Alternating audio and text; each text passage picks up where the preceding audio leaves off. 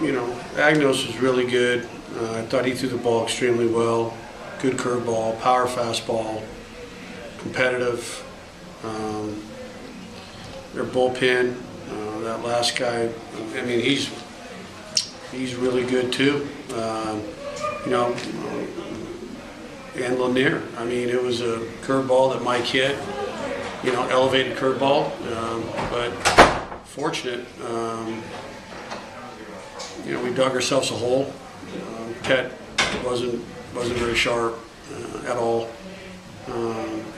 Probably one of his toughest outings since he's been at UCLA, and you got to give them a lot of credit. They had patience and they had good at bats, and they were hitting the ball all over the park. So, down 5-2 against a pretty good team, pretty good bullpen. Very fortunate that we got 3-run home run and then a 2-run double by Mike. That was a difference in the game. But East Carolina's very good. They're experienced, it looks like, and they got good position players, and so it's one game, but for us to come back and battle and win that game, we feel pretty fortunate.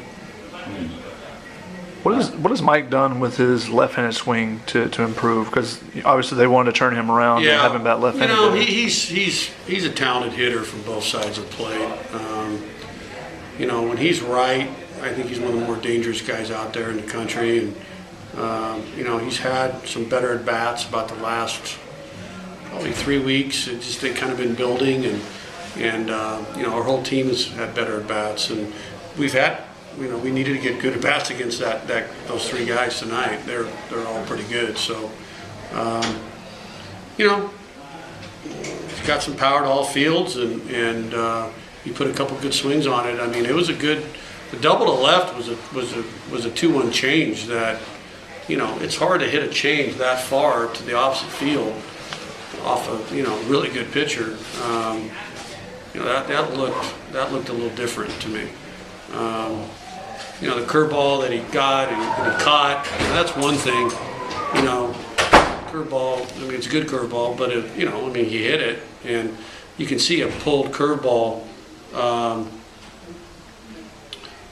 He got that up and he hit that pretty good, and then I just thought that 2-1 changeup double was really impressive. So he just, Brian's worked really hard with him, and Rex, and his confidence is getting better, and he's always been a good player here. It's just a matter of getting going, and the last couple of weeks he really just got it going.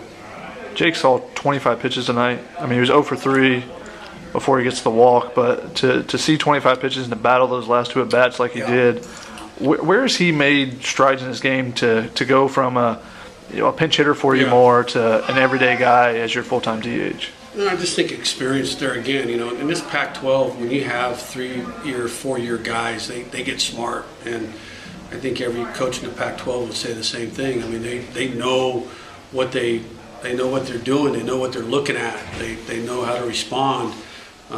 Jake's had some really big at bats for us in his career here, but this season he's been a big part of our offense. And you're right. He was 0 for 3 and he saw 25 pitches, and it turned out that walk really was one of the bats of the night. So I think just perseverance and just staying with it, and he's a very strong guy and physical guy, and he's driven some balls, and he didn't do much on the stat sheet tonight, but at the same time he had a big at bat. Just going on the relief pitching, Philby, he gives up the hit, but then he retires. The last maybe 4 or 5 batters he faces, and then Hadley goes 2 perfect innings, and then Holden gets into a jam but gets out of it. So what did you think of the relief pitching kind of shutting down that? Well, there's a difference in the game. The ground ball that got through past Trump. Past Trump, and Brickhouse is one of the best hitters out there, and as is Burleson, really. Packard, they got a bunch of good hitters, and he hit a ground ball in the 4-hole, went for a base hit, 2 runs, and then he's got Burleson 0-2, and he leaves a fastball kind of middle up, and he hammers it, down the right field line. We had a bad relay. I'm not sure if that runner should have scored from first base, but they did a good job. We threw it in the middle of the field, and 3 runs scored. So that was pretty big. 4 runs was big there, and Philby was good.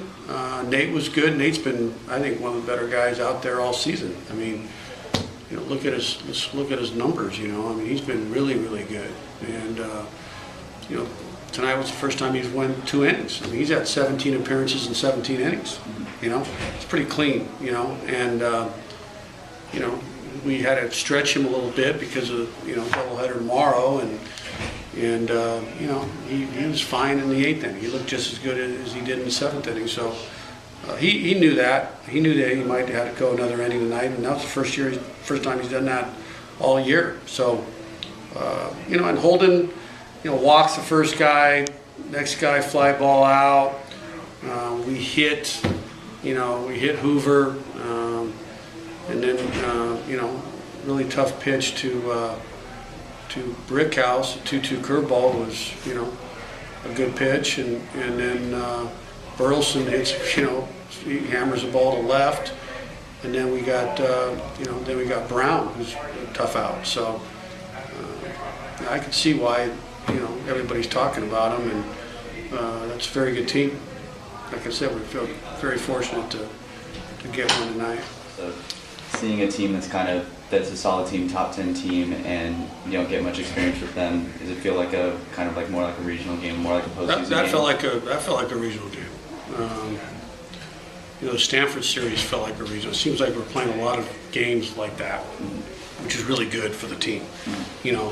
Good opponents, tight games, go either way.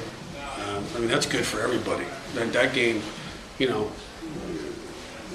everybody likes to win and nobody likes to lose. We get that, but this weekend is I told Cliff yesterday, it's like, hey, this is really good for both teams.